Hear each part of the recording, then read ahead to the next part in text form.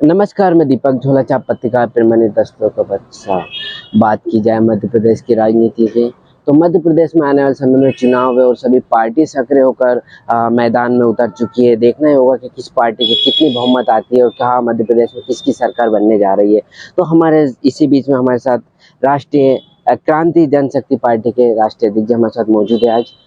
तो इस चुनाव पे हम चर्चा करेंगे कि क्या चुनाव का माहौल देखते हैं, क्या जो अपना देश आज़ाद होने के बाद आज देश की क्या स्थिति है, देश में कितना सुधार हुआ, किस सुधारों की ज़रूरत है। मैं गुलजार सिंह मरकाम, राष्ट्रीय अध्यक्ष क्रांति जनशक्ति पार्टी से। आज 2023 में मध्य प्रदेश विधानसभा के चुनाव होने वाले हैं और ऐसे में देश के साथ हम विभिन्न वर्गों को देखते हैं और उसमें खासकर मध्य प्रदेश जिसमें आदिवासियों की जनसंख्या खासकर है, सबसे ज़्यादा इंडिया में यदि जनसंख्या है तो आदिवासियों की है।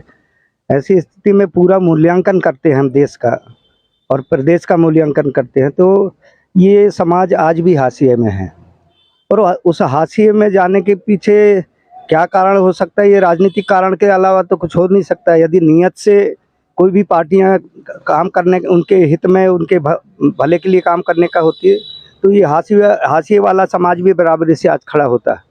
राजनीतिक भागीदारी तो मिल गई है, लेकिन अभी आर्थिक सामाजिक भागीदारी तो मिली नहीं है। उनके साथ आज भी सिर पे पेशाब किया जा रहा है, कहीं घोड़े पे चढ़ने नहीं दिया जा रहा है, तो कहीं जंगल जमीन लूटी जा रही है। तो ये कहाँ है? आज़ादी किस लिए दिलाई थी हमारे महापुरुषों ने?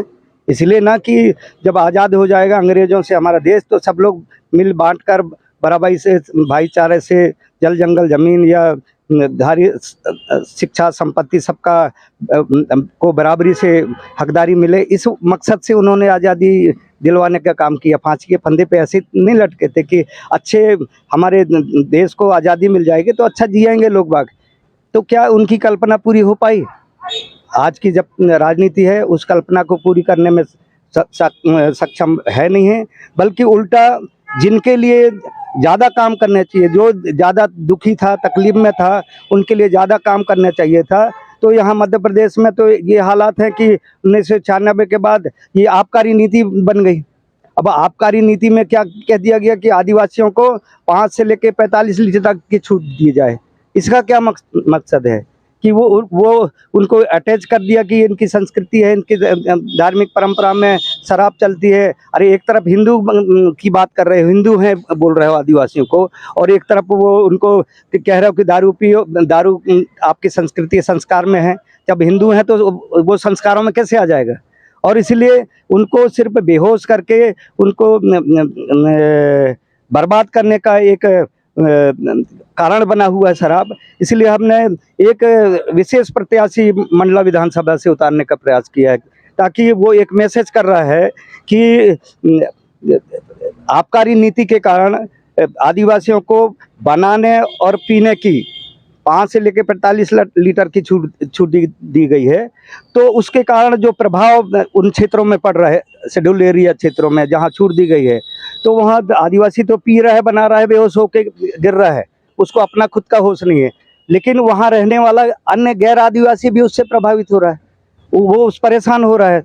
तो ऐसी स्थिति में हमारा जो ये कैंडिडेट हमने जिसको तैयार किया है, उसका कहना है कि शराब पीने वाला ही हमें वोट करे, जो शराब नहीं पीता वो कृपया हमें वोट ना करें। क्योंकि उन क्षेत्रों में हम देखते हैं शेड्यूल एरिया में 90% लोग पी रहे हैं, बना भी रहे हैं, पी रहे हैं।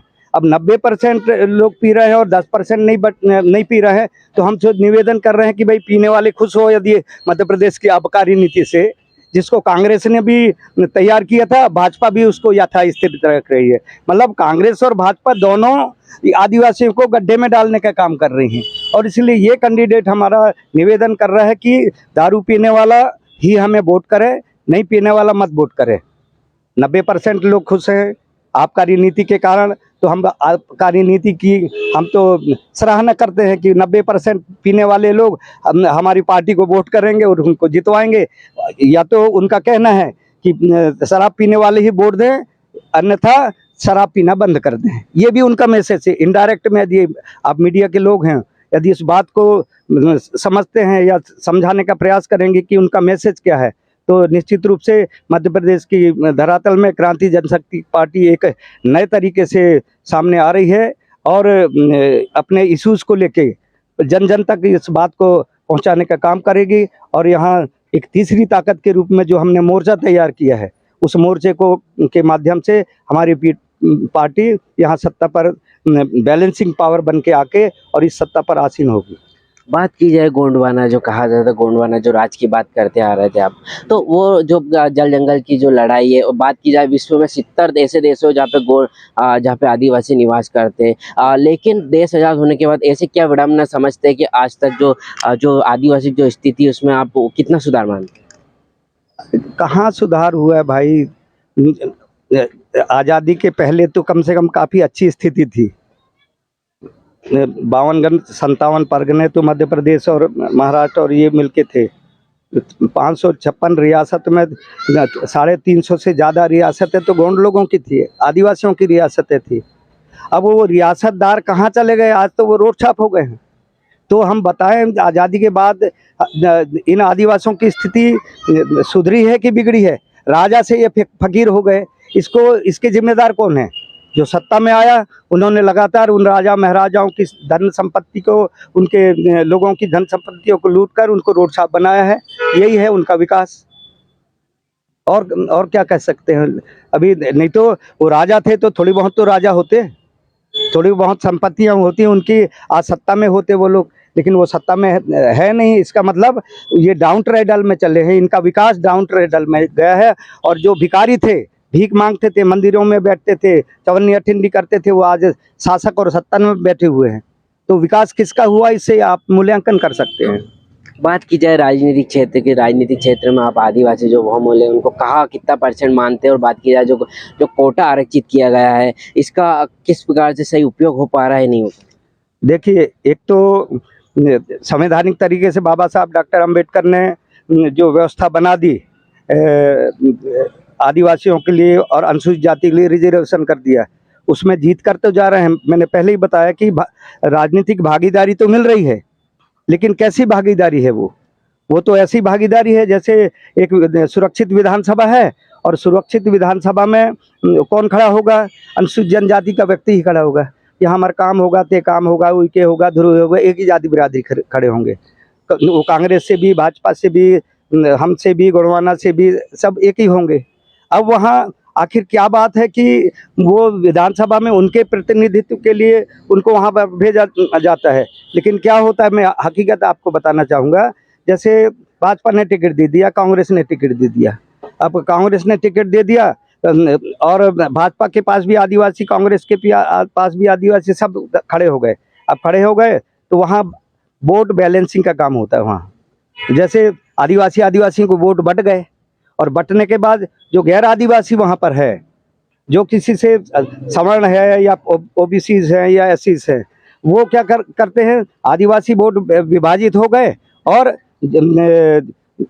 जो अदर वर्ग के वोट है, नॉन आदिवासी है, वो जिस पक्ष में खड़े हो जाते हैं वो जीत जाता है। तो वो जीत जाने के बाद किसका एहसानमंद हो जाएगा? उस पार्टी का एहसानमंद हो जाता है। उदाहरण के लिए मैं उदाहरण देता हूँ, ऐसे नाम, मतलब काल्पनिक नाम ले देता हूँ। राम सिंह कुलस्ते वाल श्याम सिंह कुलस्ते, जाति गौण का उन्होंने सर्टिफिकेट लगाया। जब तक आरक्षित सीटों में यदि सर्टिफिकेट नहीं लगाओगे तो उनका फार्म पास नहीं होगा। तो राम सिंह कुलस्ते वाल श्याम सिंह कुलस्ते जाति गौण का सर्टिफिकेट लगा के वो विधानसभा या लोकसभा की टिकट भरा, और वहाँ से बैलेंसिंग वोट से उस पार्टी से जीत गया। अब जीत गया तो किसके प्रति उसको वफादार होना चाहिए? राम सिंह कुलस्ते वाले उसके बाप और उसका समाज के प्रति होना चाहिए उसको उत्तरदायी। लेकिन क्या हो जाता है, जैसे ही वो जीत के जाता है तो वो उसका नाम क्या हो जाता है? राम सिंह कुलस्ते वल्द श्याम सिंह कुलस्ते की जगह राम सिंह कुलस्ते वल्द अटल बिहारी वाजपेयी जाति भाजपा हो जाता है। वो क्या, राम सिंह कुलस्ते वल्द श्याम सिंह कुलस्ते जाति गौण था वो वोट लेने तक के लिए, लेकिन वो वोट लेने के बाद क्या हो जाता है? चूंकि पार्टी की टिकट लगी है उसमें, इसलिए राम सिंह कुलस्ते वल्द श्याम सिंह कुलस्ते की जगह राम सिंह कुलस्ते वल्द अटल बिहारी वाजपेयी या राम सिंह कुलस्ते वल्द नरेंद्र मोदी जाति भाजपा हो जाता है। अब नया बाप मिल गया, जीत गया तो नया बाप मिल गया और नई जाति मिल गई।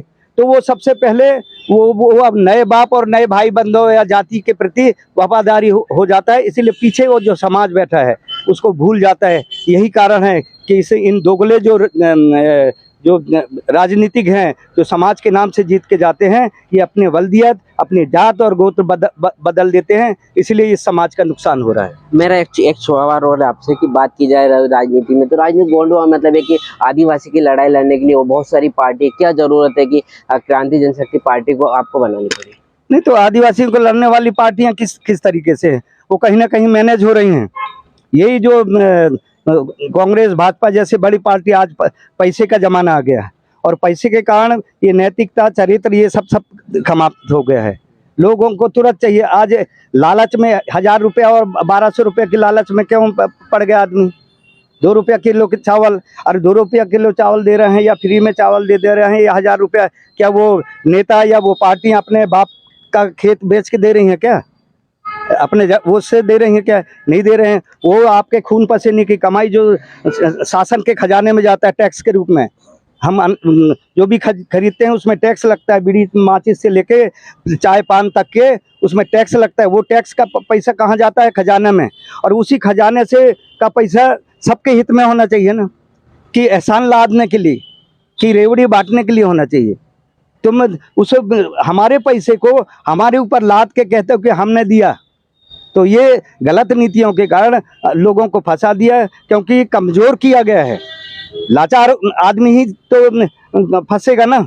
तो लाचारी के कारण आदमी को रोटी नहीं मिल रही, तो वो चलो 2 रुपया का किलो चावल मिल रहा है, उसी फंसाव में आ गया है। अभी 1000 रुपया क्या बात है इस देश में? संस्कृति को तुम कमज़ोर करने का काम किए। एक राखी का बंधन होता है, भाई बहन का बंधन होता है ना, भाई का बहन का बंधन एक पवित्र बंधन है, उसको भी तुमने व्यवसायीकरण कर दिया।